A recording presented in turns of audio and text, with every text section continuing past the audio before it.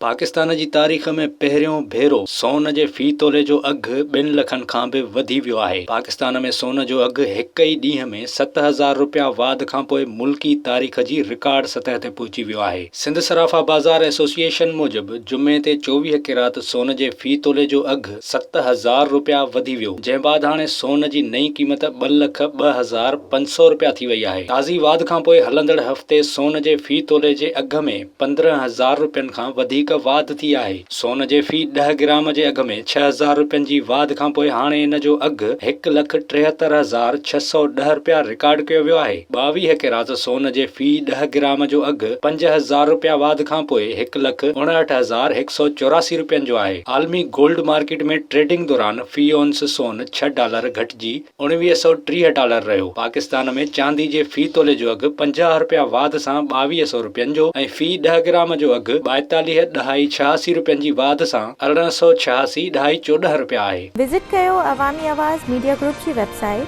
awamiawaz.pk